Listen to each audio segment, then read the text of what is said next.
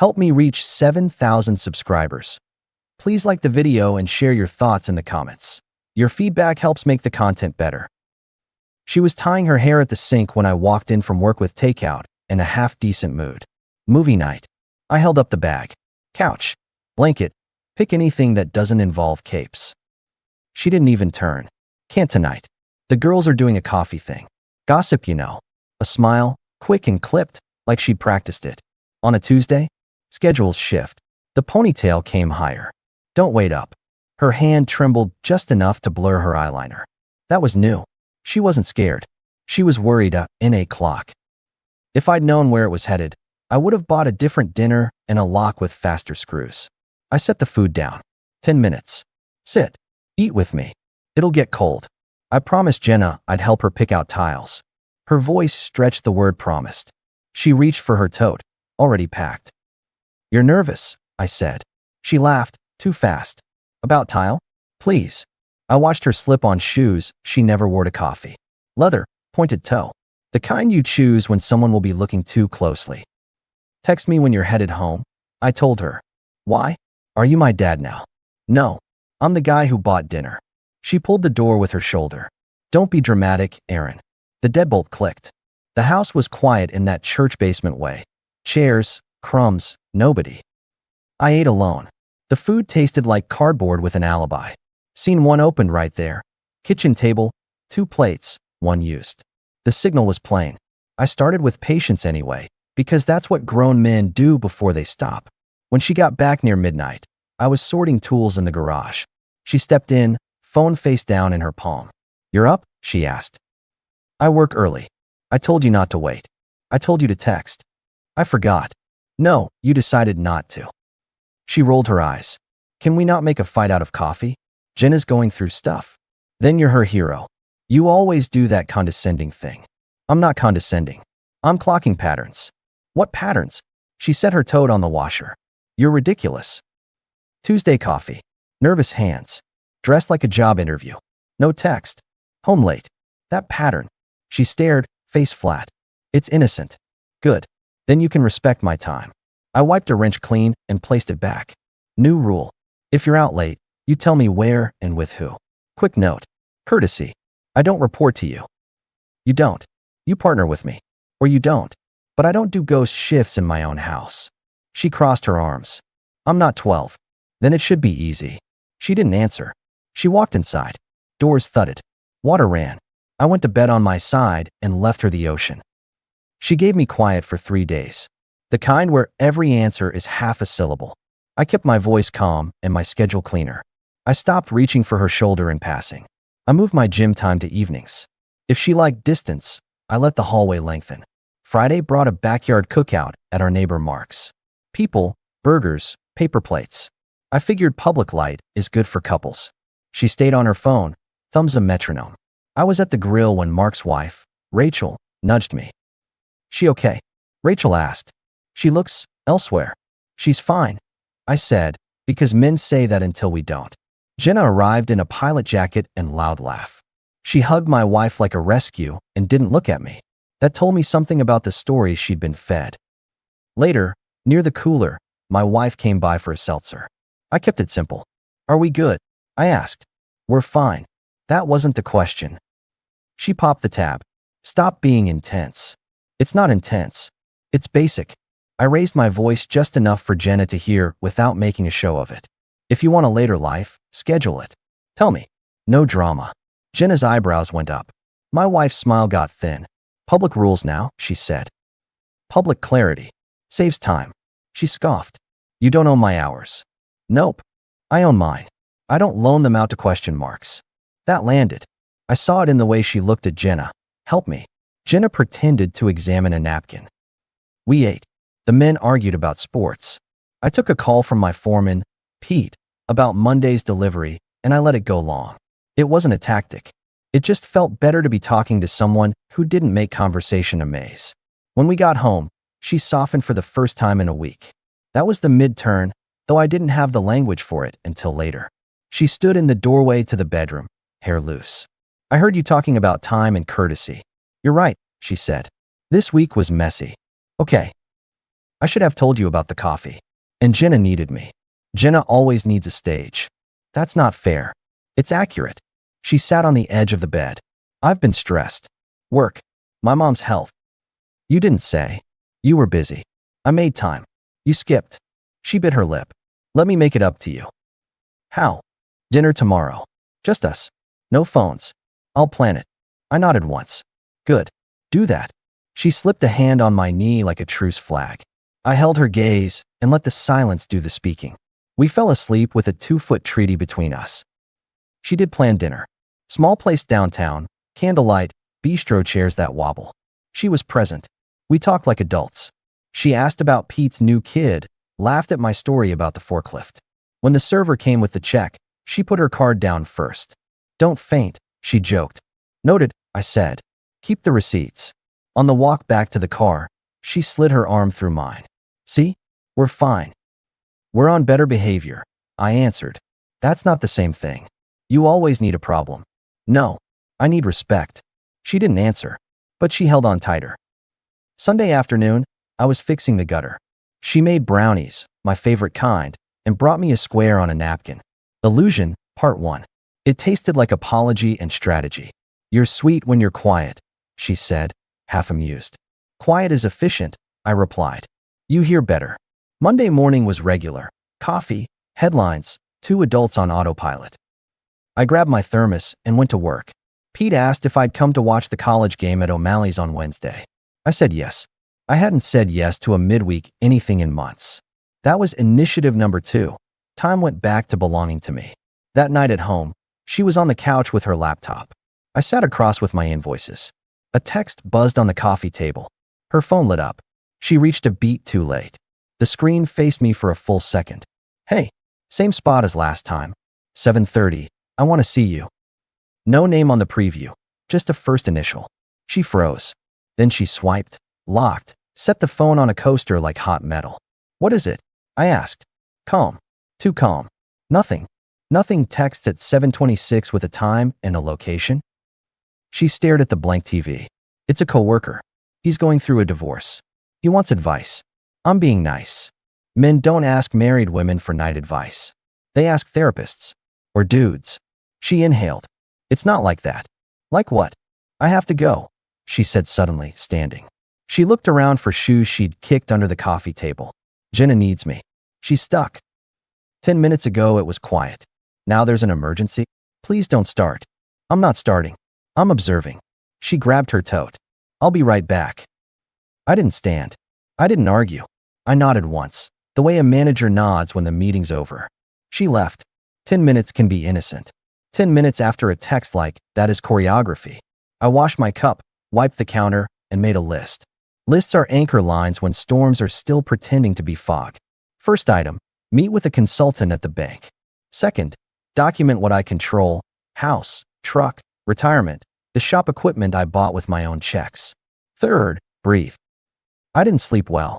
At dawn, I drove to Pete's early and told him I'd be late. He looked at me over the hood of his truck. You good? He asked. I'm making adjustments. Need a couch? No, I said. I need a notary. He grunted. That kind of Monday. It's exactly that kind of Monday. At the bank, I moved savings into a separate secure account in my name. That money was years of Saturday overtime and the sale of a boat I never used. I wasn't hiding it. I was protecting what I built. I updated beneficiaries. I ordered new cards. I scheduled a conversation with a specialist for the next morning. No theatrics. A checklist. I stopped at the county office. Papers have a way of shutting down arguments that words can't. I filled lines. I read fine print. My hand didn't shake. The clerk, a guy with gray hair and practical glasses, stamped what needed stamping. He said, You sure? Yes. He looked at me like men look at each other when one of them cuts a rope. All right then. When I got home, she was on the phone on the porch, talking about plants with somebody. Light voice, performative jokes. I walked past her, set the folder in my office, opened my laptop, and started separating what was hers to touch from what wasn't. Subscriptions, utilities, passwords, boxes checked, access pruned. I wasn't punitive. I was clean. If she wanted solo freedom, I made it tidy. That evening, she tried Illusion Part 2. She cooked a full dinner. Roasted chicken, salad with 2 mini toppings, candles she saved for holidays. She wore a soft sweater I used to compliment. I wanted to do something nice, she said, standing too close to the stove for comfort. She reached for my wrist. We've been off. Let's reset. Resetting is honesty, I replied. Not choreography. I'm trying here. Then look me in the eye and tell me there's not a man texting you to meet at dark o'clock. She blinked slow. You're obsessing. I'm verifying. You're controlling. I'm setting standards. We ate quietly. She kept starting sentences and abandoning them like shopping carts. After dishes, she sat beside me on the couch. Her hand crawled over. I let it rest on my forearm and didn't move to meet it. You're cold, she murmured. I match temperature. That's petty. It's a mirror. She sighed. You can be unbearable. Noted. Wednesday I went to O'Malley's with Pete and Mike. We watched the game, yelled at missed shots, and ate wings that tasted like freedom and heartburn. My phone stayed on the table, face up. Nobody texted a location. Mike looked at me over his beer. You're quieter than usual. Thinking. About walking or fixing?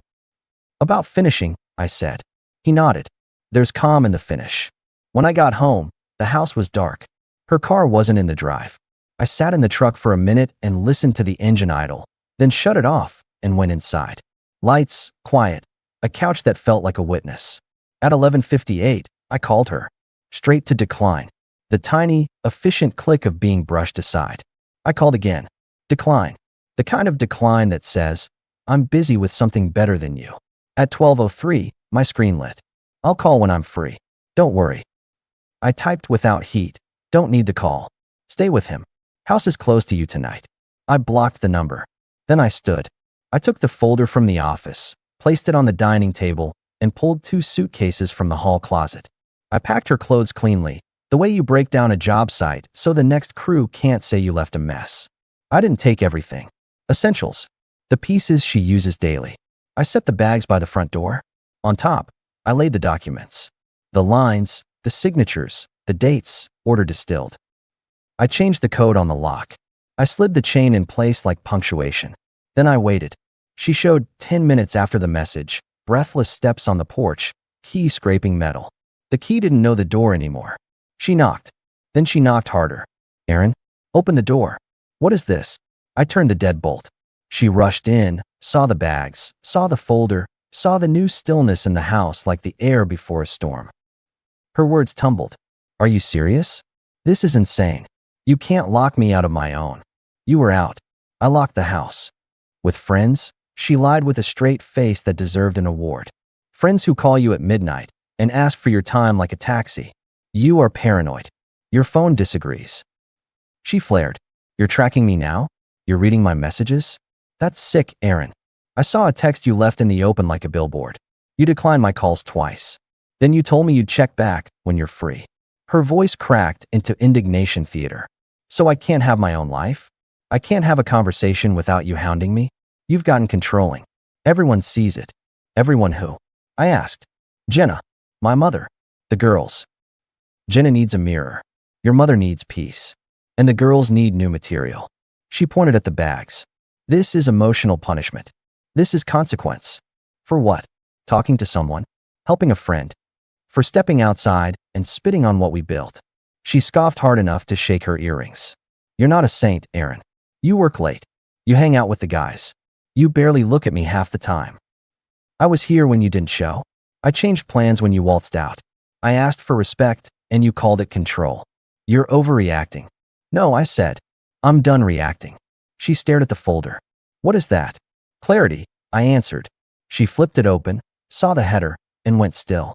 Her mouth worked, but whatever line she'd prepped for a different life died there. You filed. This morning. You didn't even talk to me. I tried for weeks. You staged a coffee marathon. You blindsided me. You hid in plain sight. She swallowed. You're throwing away a marriage over a text. I'm ending a performance over a pattern. She shook her head. Are you happy? You just proved every fear I had about you. You're cold. You're punishing. You want control over everything. I want self-respect in my own home. She lifted a bag like it weighed more than fabric. Where am I supposed to go? Somewhere that matches your calendar. Aaron, come on. Her tone softened like wet paper. I messed up. I've been lonely. You've been distant. I didn't know how to talk to you. I made mistakes. We can fix it. No. We can go to a counselor. No counselors. I kept my voice level. There's nothing to mediate. You submitted your application to another life. I'm approving it. Tears, finally. Real? Strategic? Didn't matter. You're cruel. I'm clear. I didn't do anything physical, she blurted, like that would put the genie back. I didn't ask. So that's it. You're just closing the door. Yes. You'll regret this. I've regretted not doing it earlier. She grabbed the second bag. What about the house? The savings? You can't just. I can protect what I built. You can consult whoever you like. The numbers are what they are. You're going to leave me with nothing? You traded something priceless for attention from a stranger. I pointed to the folder. Read page 3. It's fair. More fair than your last 2 weeks. You're a monster. No, I said. I'm a man who learned to stop arguing with silence. She stared at me the way people stare at stop signs when they realize they're real. Then she tried one more tactic. Sugar poured over gravel. Can we please sit down? 10 minutes. No phones. Just us. You had those minutes. You spent them. She opened her mouth to launch another volley. I raised a hand. Enough. We stood like that a beat. She finally lifted the bags and stepped onto the porch. The night swallowed her like a parking lot swallows sound. I set the folder's second copy on the table just inside the doorway, for me. Then I said the last thing I would ever say to her as a husband. You went too far. This is your only path now. Good luck. I closed the door. The new code hummed. The chain rested. The house exhaled. I didn't. The next days were not peaceful. That's the lie people sell when they brand clarity as a spa day. Reality is louder. She called from numbers I didn't recognize. She used Jenna's phone, her mother's phone, a blocked line that tried 3 times at 3 a.m. I let voicemail do the catching. She left long messages that started with apologies and ended with threats. I didn't hit play on most of them. At work, Pete looked at me over a coil of wire. You good? I'm busy, I said. Busy is good. Busy is controlled. Jenna showed up at our fence one evening like a sitcom neighbor and started in without hello. You can't just put her out like that. Do you know how that looks? People talk. I rested my arms on the top plank. People would talk if I let it go on. She's heartbroken. She's resourceful. She'll land. You're cold. You all keep confusing calm with cold. She huffed. She said you were always about yourself. I was about us, I said. She was about a rotating audience. You're impossible. And you're dismissed. I walked back inside. That was my public boundary. Witnessed. Simple. The divorce walked itself forward because I put it on rails. Numbers got tallied. The house was mine before we met. The shop gear was paid from my LLC. The savings I moved legal and clean. She tried to argue about furniture and gifts from her family. I kept everything straight. Offer, counter, signature. I didn't gloat. I didn't trade insults. I didn't meet at diners to talk it through. I extended the same courtesy I ask in traffic. Signal, merge, keep moving. In the middle of the chaos, my neighbor Mrs. Patel caught me by the mailbox. Big changes, she said. Her eyebrows had compassion, not gossip. Necessary ones, I answered. Peace will come. Not first, but it will. She was right about the order. It didn't come first. I kept my routine clean. Gym, shop, house. I stopped cooking for 2. I kept the bed at its new size. When friends invited me out, I went. I didn't ask permission from ghosts. One night, Mike dragged me to a trivia game at the bowling alley. A woman named Claire sat across from me, asked about my truck, and called me out when I misremembered a state capital. She wasn't a fix. She was oxygen. I didn't make promises. I said yes to another coffee. That was it. My ex, she didn't like the word, but names are earned, didn't let go easily. She left notes in the mailbox, like we were in high school. She tried to corner me in the parking lot of the supermarket, starting with "Can we please just," and ending with "You owe me." I told her the same thing every time. I owe you the truth. You got it. The rest is paperwork. The day the papers finalized, I didn't throw a party. I went to work, put in a solid 9, and drove home on a road that looked the same but didn't feel like a loop. I parked, sat for a minute, and let silence be silence. I see my friends more now. Not as a distraction, just as life. There's a poker night at Pete's garage where the buy-in is small and the stories are better than the hands. There are Saturdays where I drive out past the river with no one checking a clock. There's Claire, who still doesn't let me cheat on trivia and doesn't treat me like a project. She asks where I want to go on Sundays, and means it. People ask if I miss my marriage. I miss the version I signed up for. That one was clean. The version I had at the end was a play with too many understudies. She didn't get the house. She didn't get savings. She got what made sense and nothing you could spin into a prize. I didn't slam the door on her life. I just shut mine to her. She moved into a small place across town with thin walls. I hear things from people who still orbit her. How she tells the story depends on the room she's in. Sometimes I'm the villain. Sometimes I'm the stone she threw herself against. It doesn't matter. She's chasing sympathy. I'm not in those stands.